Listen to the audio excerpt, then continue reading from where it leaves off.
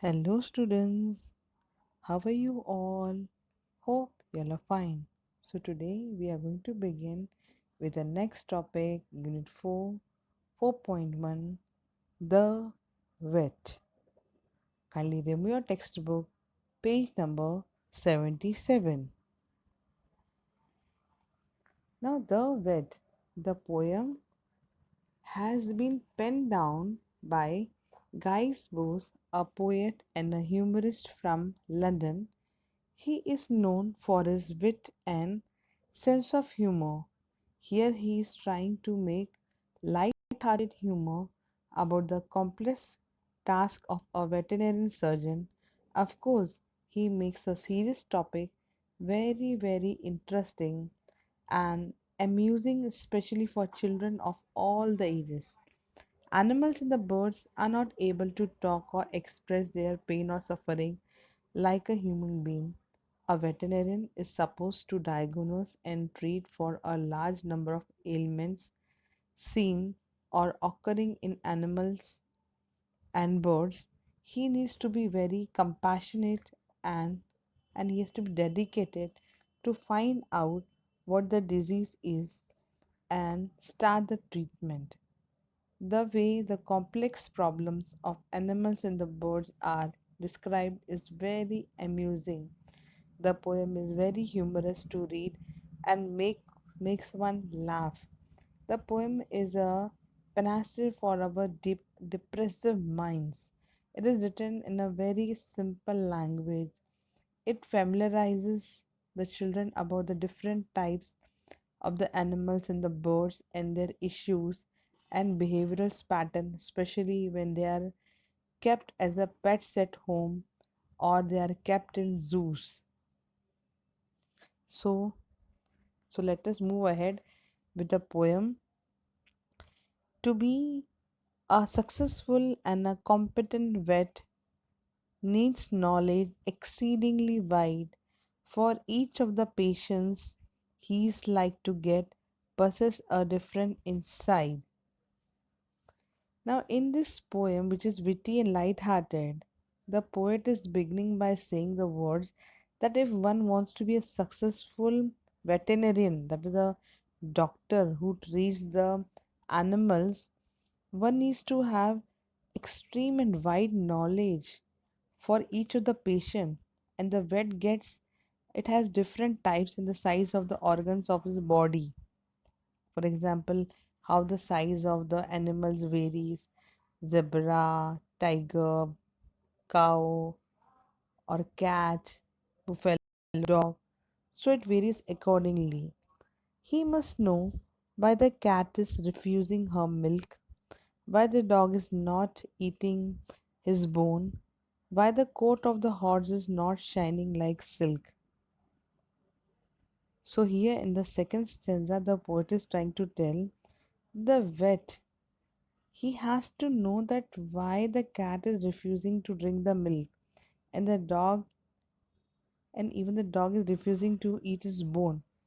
He must know that why the coat of the horse is not shining now very silkily, or why the parrot does not eat anything but grown. See, usually what happens whenever we are not feeling well at that time, what we do, we just take on medicine and then we are being compelled to eat this and that, drink milk, and eat some healthy fruits like this, correct? But the animals, when they're not feeling well, first thing what they do is they just stop eating anything.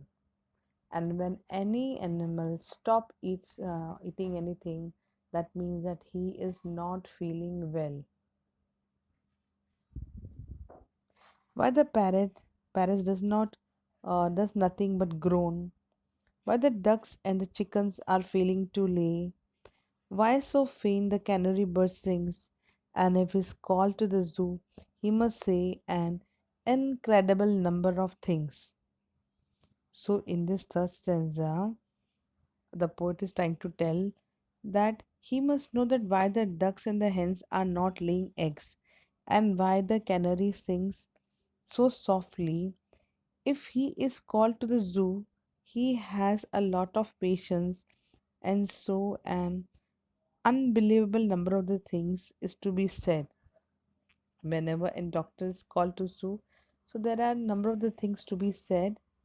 If the lion's caught a cold, if the zebra's getting old, if the centipede has trouble with his feet, and if the hippo's feeling ill, and if the bison's got a chill. So here the poet is trying to tell that if the lion's caught a cold and zebra has old age problems, and if the centipede has trouble with his feet, or or you can call it the hippo, that means the hippopotamus is feeling ill, and if the bison is feeling chilled, that means he is also feeling cold, or if the arctic fox is suffering from heat. So n number of the times you're supposed to call the vet.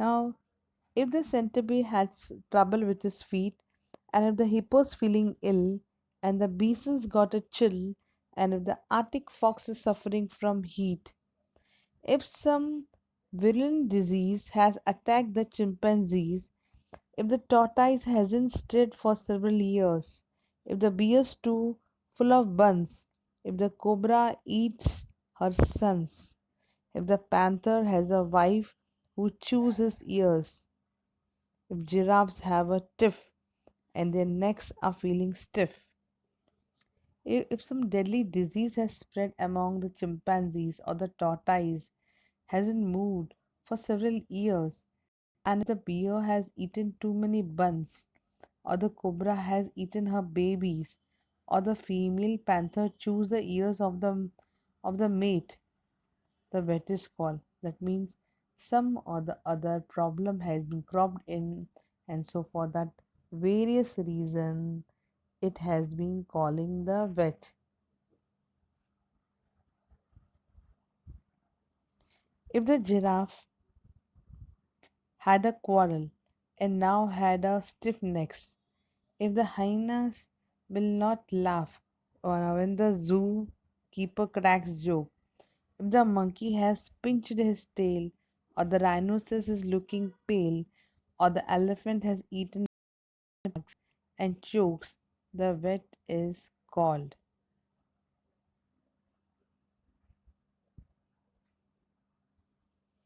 If the hyenas will not laugh at the keeper's joke, if the monkey pinches his tail, if the rhino's looking pale, if the elephant eats paper bags and chokes, if the camel hurts his hump, and if the kangaroo won't jump, if the crocodile turns cannibal and bites, they run away and get that omniscient vet.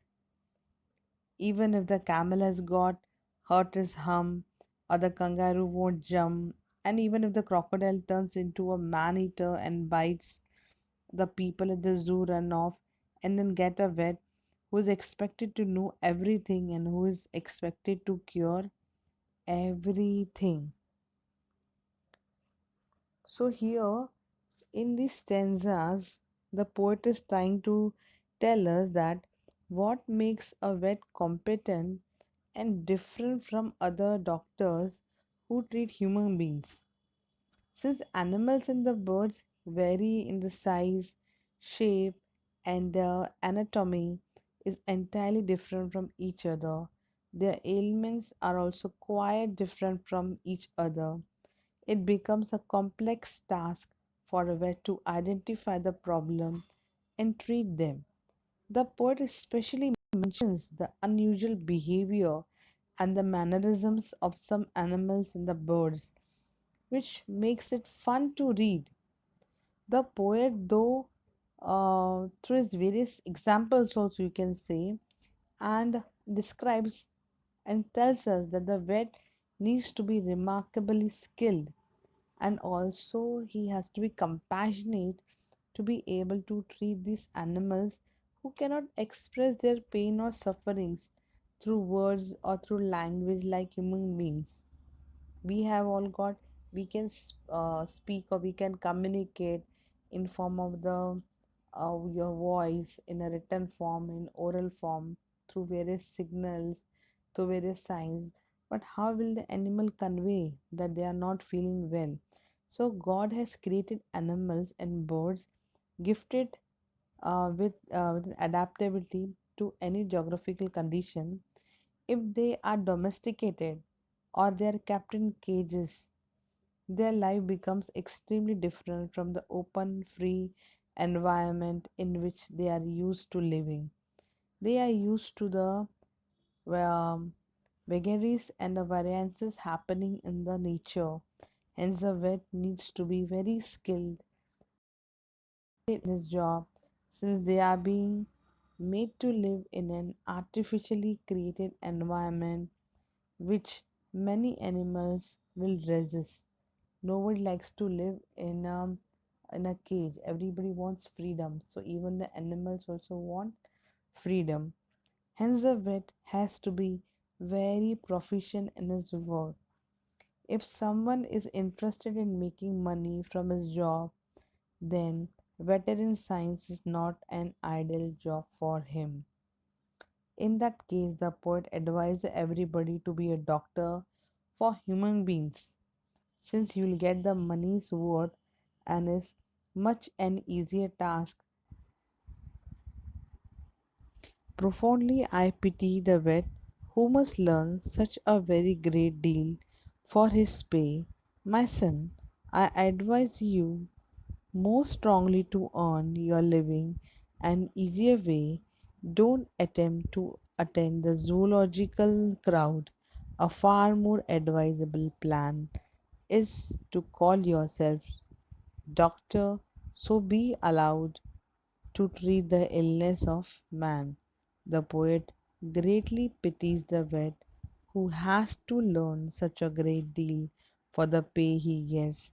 The poet strongly advises the reader to earn his living in an easier way. His advice is not to attempt to attend to animals. A far better plan, he says, would be to call oneself a doctor and to attend the illness of a human being. Instead of being calling a vet, why not to call himself a doctor who will treat the animals? Now, in this, the rhyme scheme of the stanzas 1 to 3, they have alternate lines which rhyme together. That is A B A B C D C D and so on. For example, if you see here A B A B and C D C D, and if you move towards the seventh stanza, the stanza from 4 to 7, the rhyme scheme is A B and C C B. And in this poem you have a few figures of speech. It is alliteration. If the camel hurts his hump,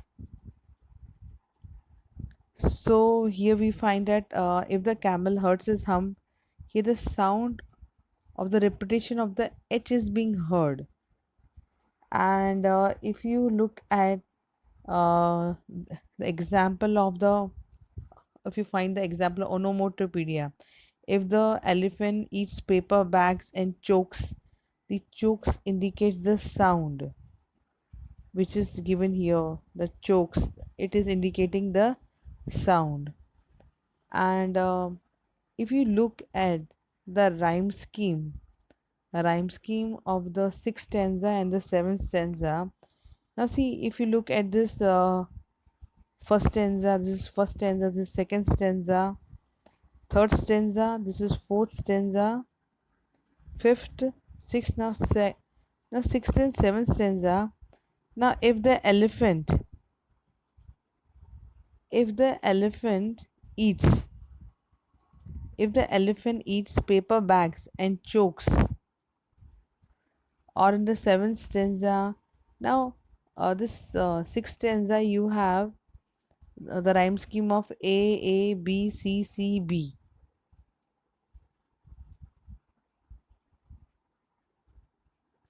And in the next stanza, that if a camel hurts Here also you have A B C C B as a rhyme scheme. And in the 8th stanza and 9th stanza, 8th stanza is A B, and in the 9th stanza you have A B. Now don't attempt the zoological crowd. A B B, crowd, allowed, plan, man. So it is A B. Learn, on, pay, way. So A B.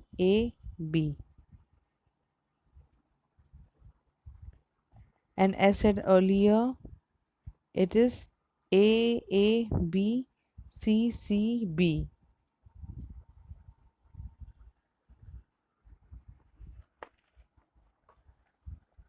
So here we can see that even one more you have one more example of the onomatopoeia. Now if you look at this line, why the parrot does nothing but groan. Now this is also indicating the sound. So we have two examples of onomatopoeia. So I hope that you all have understood this humorous poem very well, and even the message given by the poet. So if you like my educational video, kindly like it and subscribe it. Thank you, children. God bless you all.